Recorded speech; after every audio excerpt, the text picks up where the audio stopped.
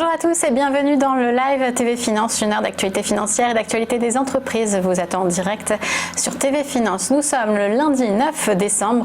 On jette un coup d'œil sur le programme de cette matinale. En début d'émission, la start-up Squirrel avec Frédéric Istas, le président de Squirrel, qui vient nous présenter cette agence digitale spécialisée dans la conception et le développement d'applications mobiles.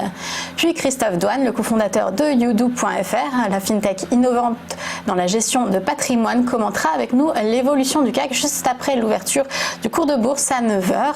Les market movers du jour, les valeurs à la hausse ou à la baisse, seront présentées par Doreen Abadi, formateur en analyse technique. Et en fin d'émission, comment faire la différence sur une marketplace? Charles Domas nous expliquera comment optimiser sa stratégie. Mais avant tout, voici les titres qui font l'actualité économique ce matin.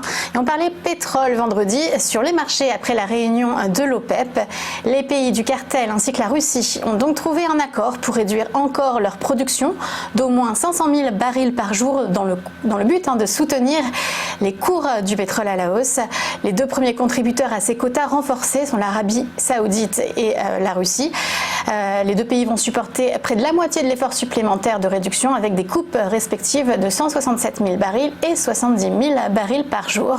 Cet objectif fera l'objet d'un examen d'étape lors d'une réunion extraordinaire du cartel début mars 2020 à Vienne. Ces mesures sont plus ambitieuses qu'anticipées par les analystes, entraînant un bond immédiat des prix du pétrole de 2% à Londres et à New York. Les prix du baril atteignent respectivement 64,61 $ et 59,51 $. Et on reste dans le domaine du pétrole. Mercredi débutera la cotation de Aramco sur le Tadawul, la bourse saoudienne. Son prix d'introduction a été fixé à 32 riyals ou 8,53 $, soit le haut de la fourchette.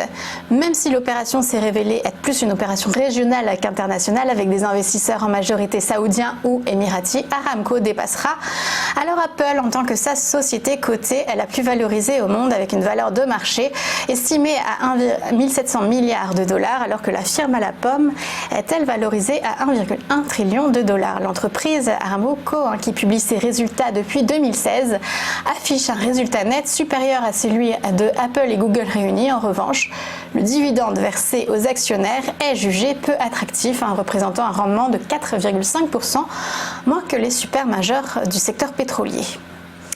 Et Ericsson accepte de payer plus d'1 milliard de dollars d'amende pour malversation.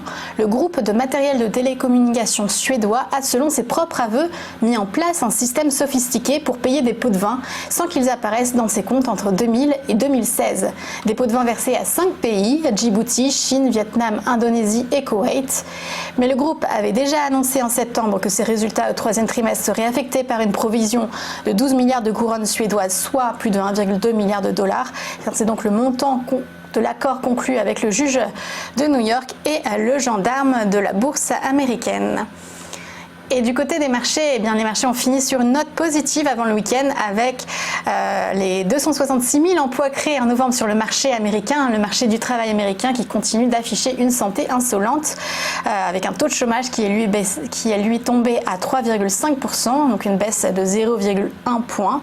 La bourse de Paris a achevé donc la semaine en nette hausse de plus 1,21%, 5 871 points. Le Dow Jones est monté de 1,22%, se rapprochant de son record atteint fin novembre, et le Nasdaq a pris lui 1% à 8 656 points. Ce matin, la bourse de Tokyo est en hausse de 0,33% à la faveur d'un chiffre de la croissance pour le troisième trimestre de 0,4%, une hausse soutenue par la demande intérieure malgré une baisse des exportations.